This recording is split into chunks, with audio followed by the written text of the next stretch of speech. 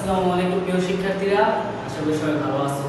আজকে তোমাদের জন্য আমি জাস্ট একটা বিরাক্তল ক্লাস নিয়ে এসেছি। দেখো, তৃতীয় অধ্যায়ের দ্বিতীয় অংশে বুলিয়ান অ্যালজেব্রাগুলো মুখস্থ করার জন্য, অর্থাৎ বুলিয়ান যে উপপাদ্যগুলো আছে সেগুলো মুখস্থ করার জন্য জাস্ট এত পরিমাণ পেন খেতে হয়, এত পরিমাণ যেটা বলার বাইরে। অনেকে তো টিউশন মাস্টারের কাছে মায়ের খাইতে খাইতে পাশার চাল দেয়, পাশার ছাল নেই, হ্যাঁ। তো তাদের জন্য জাস্ট একদম বুলিয়ানের যোগ এবং গুণের সূত্রগুলোর এমনভাবে ব্যাখ্যা নিয়ে এসেছে আজকে, যেগুলো আর তোমার মুখস্থ পাবে না। এগুলো মুখস্থ ছাড়াই তুমি বুঝতে পারবে। এগুলোর সুবিধা কি? এগুলোর সুবিধা হচ্ছে যদি বুলিয়ান অ্যালজেব্রাগুলো ঠিকঠাক ব্যাখ্যা জানো, তোমার সরলীকরণ করতে একটু সমস্যা হবে না। তুমি যে কোনো সময় কি যে কোনোভাবে একদম শর্টকাটে, যেটা বলে, হ্যাঁ, শর্টকাটের ওয়েতে তুমি বুলিয়ান অ্যালজেব্রার সাহায্যে তুমি সরলীকরণ করতে পারবে। দেখো, আমরা আছি আইসিটি তৃতীয় অধ্যায় দ্বিতীয় অংশ, অর্থাৎ কি ডিজিটাল ডিভাইস। বুলিয়ান অ্যালজেব্রা আজকে শিখবো হচ্ছে বুলিয়ান অ্যালজেব্রা। বুলিয়ান অ্যালজেব্রা কাকে বলে? জর্জ বুল নামের এক বিজ্ঞানী সর্বপ্রথম গণিত এবং যুক্তির উপরে, কিসের উপরে? যুক্তি, গণিত এবং যুক্তির উপরে সম্পর্ক আবিষ্কার করে। অর্থাৎ এই দুটোর কি আছে? সম্পর্ক আছে। গণিত এবং যুক্তির উপর কি করে? সম্পর্ক আবিষ্কার করে, এবং সেই সম্পর্কের উপর ভিত্তি করে যে অ্যালজেব্রা তৈরি করে তাকে কি বলে? Boolean algebra. যদি আমরা একটু দেখি, আমরা কি জানি 10 সমান 4 যোগ 6, 4 যোগ 6, অর্থাৎ 10 সমান কি 4 যোগ 6 মানে 10। কিন্তু আমি যদি বলি যে 10 সমান 8 যোগ 6, কি গোলমোল হইতেছে? একটু দেখে দেখো, এটা কি যুক্তি ধারণা? জাস্ট একটু যুক্তি ধারণা দিচ্ছি। যুক্তি দিয়ে কিভাবে অঙ্কের সমস্যা করা যায়, সমাধান করে, সরি, অঙ্কের সমাধান করা যাবে। দেখো, এটা কি ছিল? 10 সমান কি ছিল? 8 যোগ 6। যদি আমরা লিখি 10 স্কয়ার সমান 8 স্কয়ার প্লাস 6 স্কয়ার, অর্থাৎ আমরা কি করছি এখানে 10 রে কি করছি? স্কয়ার দিছি, 8 স্কয়ার দিছি, 6 স্কয়ার দিছি। তাহলে আমরা কি পাই? 10 স্কয়ার দিলে পাই হচ্ছে 100, 8 স্কয়ার করলে পাই 64, এবং 6 স্কয়ার করলে 36, অর্থাৎ কি 100 সমান 100। অর্থাৎ কি এখানে স্পষ্ট যে কি করে তুমি যুক্তির সাহায্যে যে কোনো অঙ্কের সমাধানের সমস্যার সমাধান করতে পারবে। ওকে, আমরা একটু ব্যাখ্যায় যাই। দেখো, এখানে কি আছে? a + 1 সমান 1। বুলিয়ান কি বলছে? a + 1 সমান 1। এটা কেন আসলে? এটা হচ্ছে অর গেটের সাথে সম্পৃক্ত। তোমরা যারা অর গেট সম্পর্কে জানো, যে অর গেট কি, মৌলিক গেট, অর্থাৎ কি অর গেট কিসের কাজ করে? যোগের কাজ করে। দেখো, এটা হচ্ছে অর গেটের সাথে সম্পৃক্ত। ধরো a + 1 সমান কি ছিল? 1। দেখো, আমরা কি জানি এই যে এগুলো আমরা লিখছি বা পাশে, এগুলোর মান কি যে পরিবর্তন হতে পারে, এগুলোর যে কোনো মান হতে পারে। ধরলাম এটা কি 1, এটা কি 1। তাহলে দেখো, এটা যদি 1 হয়, 1 + 1, অর্থাৎ এটা যদি আমরা যে 1 আছে, এটা কি আছে? 1 আছে, যেটা আমি কিসের অর গেটের মাধ্যমে ব্যাখ্যা করতেছি। হ্যাঁ, দেখো, ধরলাম এটা 1 আছে, এটা 1 আছে, দুইটা সার্কিট 1 থাকলে কি থাকবে? 1ই থাকবে। যার কারণে কি এটা তুমি এইভাবে ধরতে পারো যে a + 1 সমান 1, এভাবে ধরতে পারো। অথবা তুমি চাইলে এভাবে ধরতে পারো যে এটা ছিল 1, এটার মান কি 1। 1 এর সাথে 1 যদি যোগ করো, তাহলে আমরা কি জানি অ্যালজেব্রায় দুইটা a, এই কি হয়? a + a। দেখো, a + a সমান কি a, অর্থাৎ কি এই যে উপপাদ্যটা চলে আসছে অন্য একটা উপপাদ্যে, এটার মাধ্যমে কি করা যায়? একটু করা যায়। দেখো, ওকে, তারপরে দেখো কি আছে? a * 1 সমান a, a * 1 সমান a। এটা আবার হচ্ছে কি? এটা হচ্ছে গুণের কাজ করে। কিসের কাজ? গুণের কাজ। এটা হচ্ছে সম্পৃক্ত এন্ড এর সাথে। আমরা টোটাল লাগাই। দেখো, ধরলাম আমরা এর মান হচ্ছে কি 1, এর মান কত? 1। হ্যাঁ, 1 এর সাথে যদি 1 গুণ করো তাহলে কিন্তু 1ই হয়, 1ই হয়। যদি এর মান 2 ধরি, তাহলে 1 গুণ করলে কি হয়? 2ই হয়। অর্থাৎ কি একের সাথে যার গুণ করো তুমি তাই হবে। সেজন্য আমরা কি a * 1 সমান কি বলতে পারি? 1। a * 1 সমান 1 বলতে পারি। এবার দেখো পড়ে গেছে a + 0 সমান a, a + 0 সমান a। এটা তো আমরা সবাই জানি। দেখো, আমরা ছোটবেলা থেকে পড়ে আসছি, কখন থেকে? ছোটবেলা থেকে, যে যদি 1 এর কোনো কিছুর সাথে 0 যোগ করা হয়, যা আছে তাই হবে। অর্থাৎ তুমি যেই সংখ্যার সাথে যদি 200 সাথে 0 যোগ করো, কি হয়? 200 হয়। অর্থাৎ কি কোনো কিছুর সাথে 0 যোগ করলে যা থাকে তাই হবে।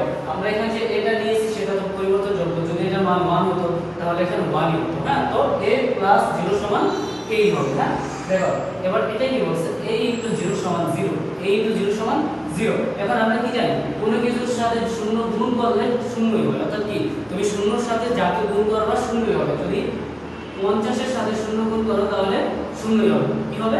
0ই হবে। ওকে, এবার দেখো তারপরে কি বলছে a প্লাস a সমান a। আমরা কি জানি দেখো একদম 6 থেকে অলজেব্রা শিখে আসছি a প্লাস a সমান 2a। কি শিখে আসছি a প্লাস a সমান 2a। তাহলে এটা এখন বুলিয়ান কেন বলতেছে যে a প্লাস a সমান a? তার মানে আমরা কি জানি বুলিয়ান কি করে যুক্তির ধারণা দেয়। তাহলে আমরা যুক্তি দিয়ে দিই আসো। যদি আমরা এই যে a প্লাস a এই দুইটার ভিতরে কমন আছে কি বলতো? কমন আছে হচ্ছে a।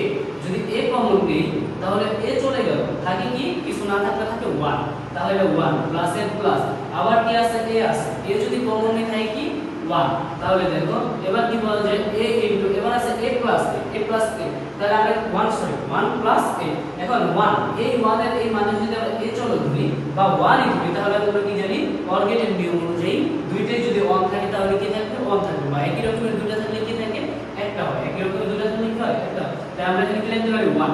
এবার দেখো a ইনটু 1 এর মান কত, a ইনটু 1 এর মান কত a। তার মানে কি আমরা কি পাই যে a প্লাস a সমান কি হয় a হয়। কিভাবে? যুক্তি দিয়ে।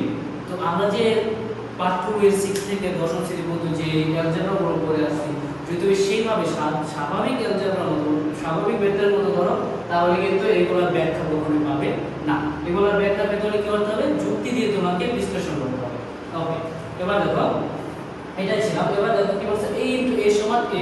একইভাবে দেখো আমরা কি জানি a ইনটু a সমান কি a স্কয়ার, কি ভাই a স্কয়ার। তাহলে এখন কেন a ইনটু a সমান a বলতেছে? তার মানে কি জর্জ বুল পাগল হয়ে গেছে? আসলে কিন্তু এমন নয়।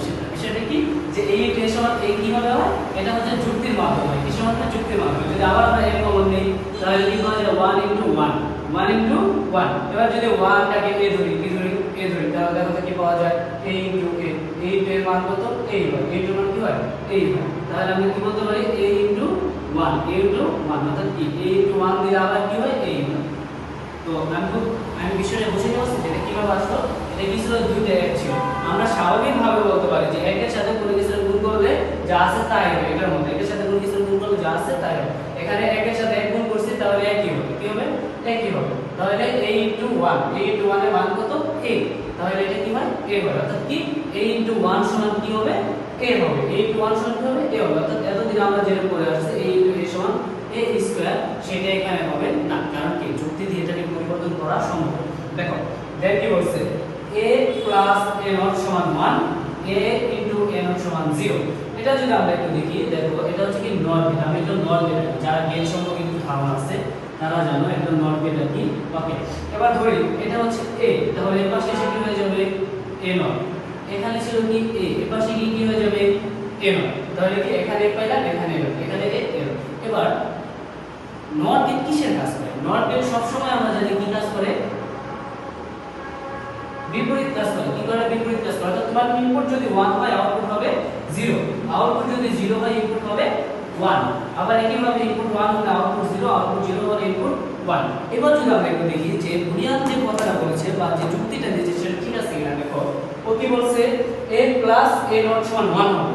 তাহলে এটা একটু যোগ করো, a প্লাস 1 প্লাস 0 যোগ করো, তাহলে 1 আর 0 যদি যোগ করো তাহলে কত হয় 1 হয়। কি হয় 1 হয়। তার মানে কি আমরা 1 পাইছি।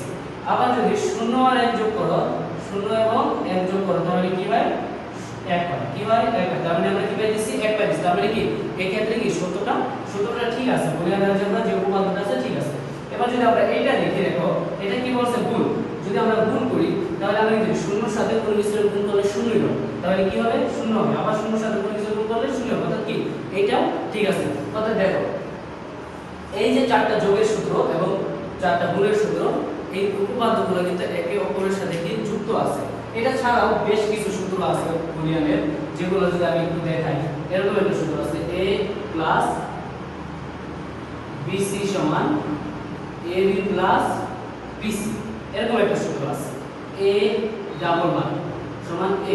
এগুলোকে সূত্র বলা হয়, আবার কি বলা হয় উপপাদ্য বলা হয়। অনেক ক্ষেত্রে এগুলোকে কি বলে উপপাদ্য বলে। আবার দেখো এই যে এইগুলো হচ্ছে সবচেয়ে বেশি ইউজ টু সূত্র যেগুলো উপপাদ্য। তো আরো কিছু আছে যেগুলো আমি চেষ্টা করব পরবর্তীতে দেখিয়ে দেওয়ার জন্য, বা ওগুলো একটা ব্যবহার হয় না, যার কারণে আজকে আমি জাস্ট এই সূত্রগুলোর ব্যাখ্যাগুলো দিয়ে দিলাম। তো আশা করি খুব সুন্দর তোমরা বুঝতে পেরেছো। আর এই সূত্রগুলো যেভাবে দেখিয়েছি আমার মনে হয় না তোমাদের মুখস্থ করার দরকার আছে। আশা করি তোমরা যেই কোনো জায়গায় পরীক্ষা হলে